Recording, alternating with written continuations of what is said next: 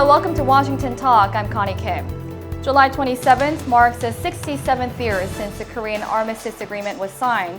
The tensions still remain on the Korean Peninsula, and North Korea's nuclear ambitions have not diminished.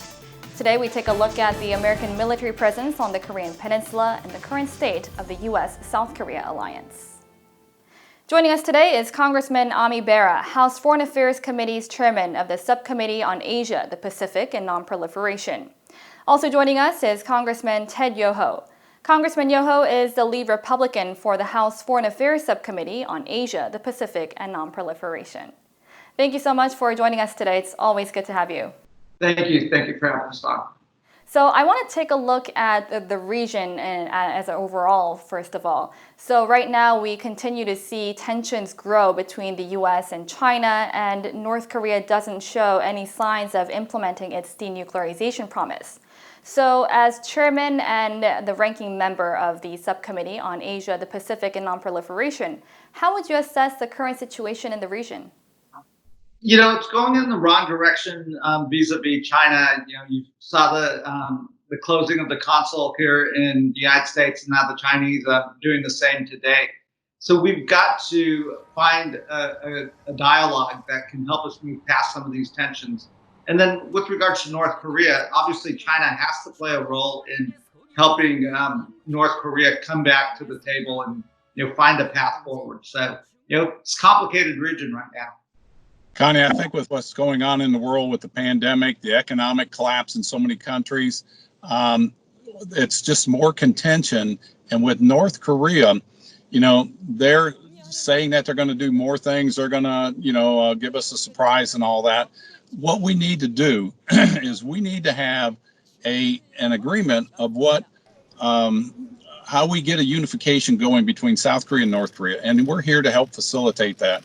And we have to do that and de-escalate what's going on in the world. So I want to follow up on the China point that you mentioned.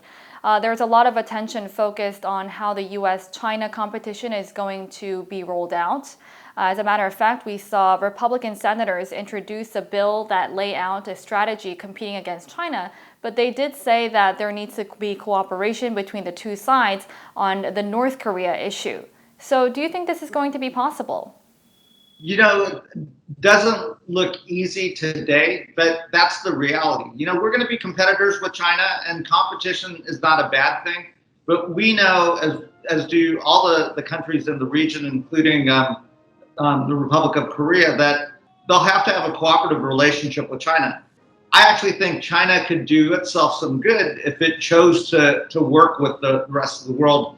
And, you know, North Korea is going to be a challenge, not just for the Republic of Korea and the United States or Japan, but also for China. So, you know, if North Korea, you know, if there's a change in leadership there, et cetera, so stability in the region is important to everyone. Congressman Yoho, you had been very critical of voicing your criticism against China. Would you agree with Congressman Bera on this point? You know, that's going to be in China's hands. North Korea does 90% of their trade with China. There was a UN Security Council unanimous resolution that China is one of the permanent members of that council. They need to come to the table on this. You know, it's been 70 years since the start of the Korean War. It's time to bring peace to that area, and let's focus on economies and moving not just the Korean Peninsula forward, but the whole world forward. And China can have a big role in that if they choose. Mm-hmm. And I want to zoom in on the Korean Peninsula issues a bit here. So there continues to be speculation of whether there is going to be troop reduction from South Korea. Secretary Esper and Deputy Secretary of State Biegun has dismissed these speculations. But why is there continued concerns about a possible troop reduction from South Korea? Why do you think is the reason? You know, we've seen President Trump do reductions in Germany. You know, he's talked about it in the past. I think, you know, that's part of the reason why we introduced some of the amendments that we did this past week in the Defense Authorization Act that would make it difficult for the president to reduce troops. And this is not a Democratic or Republican issue. I think Congress is united in saying, you know, having the current troop presence in Korea where it is not just good for security on the peninsula, it supports the U.S. interests as well. Well, this is something that goes on every year. The Pentagon will talk about this. And what we need to do is have sufficient troop numbers to be a deterrent for anybody that wants to invade South Korea. We're not looking to invade anywhere. I mean, we're looking to build economies, help people out and maintain, the peace in that region. And if the Pentagon, if they say there needs to be troop reductions, then they need to go ahead and do the troop reductions. But it needs to be done in a way that solidifies our alignment and our relationship with South Korea to show that there is no fissure in that, there is no crack in that. And if we do that, things will get along fine. And we just need to come to an agreement on that. So the NDAA for fiscal year 2020 and 2021, it puts a limit on the reduction of troops from the Korean Peninsula without Congress approval. So are you saying if the Pentagon sees the need for this, so you would agree to this reduction? Well, again, we've got the separation of powers for a reason in this country. And if the Pentagon and the executive branch said, this is what we want to do, they'll bring that argument to Congress, and then Congress will either support that or not support this. But what we also have to keep in mind is the sentiment of the South Korean, not just the citizens, but of their legislative body, their government. What is a comfortable level for all parties involved to maintain that strong alliance that we have? And that's one of the strongest alliances we have. And, we value that very much. I mean, South Korea is our 6th largest trading partner. And so we want to maintain that. We want to maintain the peace, and we're there to help any way we can on that. Mm-hmm. So Congressman Yoho had said that if the Pentagon decides that it's necessary to reduce troops in South Korea, depending on U.S. military force deployment across the world, he would be open to that idea. What's your take on this? Well, we would want the President or the Secretary of Defense to come before Congress and explain to us, what the impact would be of those troop reductions. Do you mean that you will also be open to possible troop reductions on the Korean Peninsula as well? I think it's a bad idea at this particular moment in time, but if the Pentagon or the State Department has information, we're always open to hearing what that information is and what their strategy is. But we don't think they should act unilaterally. It's always best on issues of national security for the administration and Congress to be acting together. Mm-hmm. But in the case of the president's unilateral action, how would you respond? Again, it's going to be based on what the Pentagon and the experts say, and then we'll have that debate. And of course, South Korea will weigh in on that too. And then when we get that information, then we can make the decision on which is the best thing to do to move forward to maintain. And this is what we always got to do, is focus on what we're trying to maintain. And that's peace and a growing economy in the region. I remember that you had tweeted saying that it would be irresponsible to be doing this. What kind of action would you take?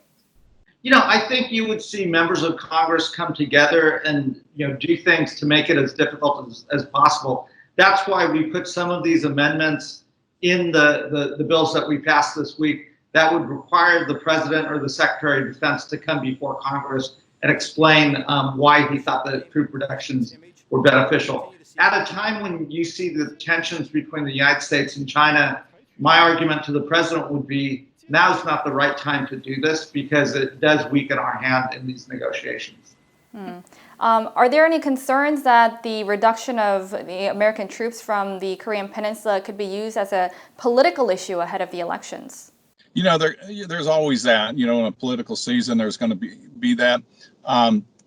What I know with President Trump and the people he's working with, they're looking long term. What is best for this situation, to pass on to future generations.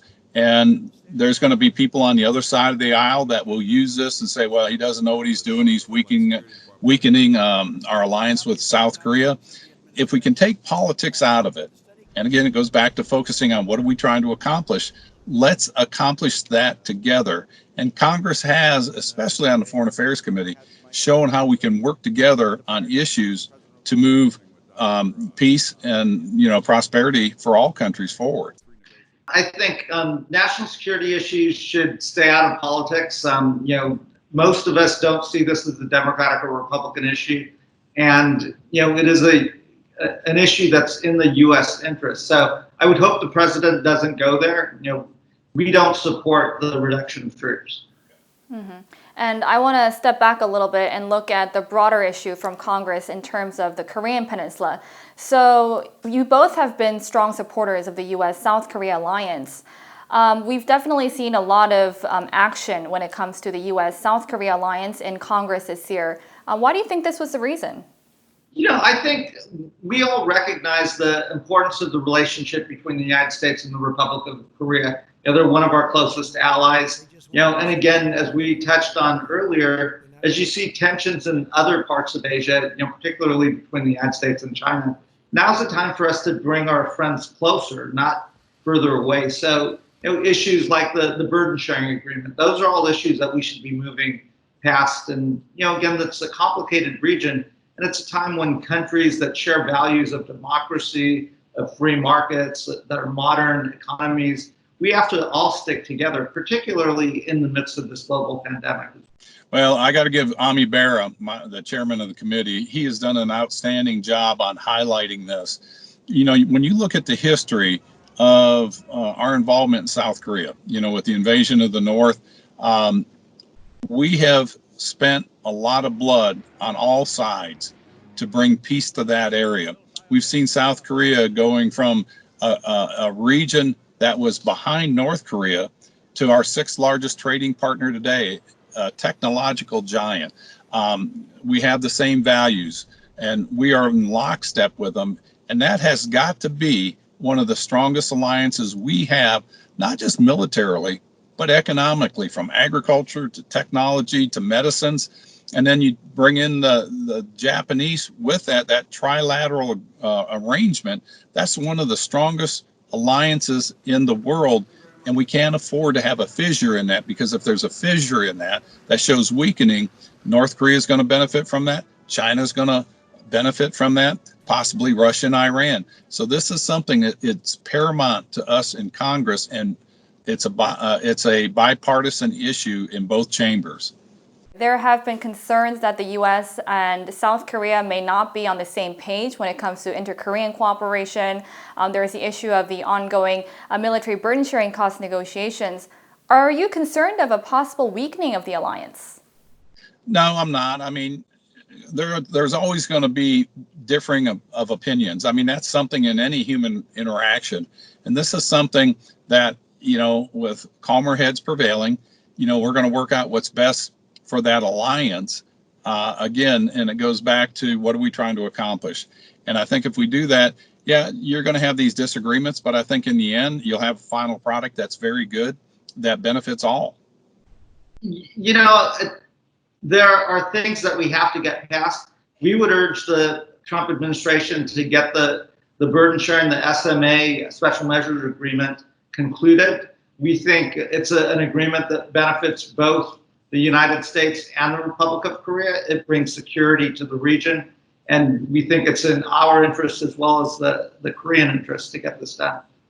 We definitely hope to see close coordination between the two allies on a wide range of issues like both of you have mentioned. Thank you so much for joining us today. Thank you. Thank you for having us on. That does it for this week's edition of Washington Talk from Voice of America. This was my last episode hosting Washington Talk, as I'll be departing from the company. Thank you so much for joining us every week. It was a great pleasure. Washington Talk will be back next week. Goodbye.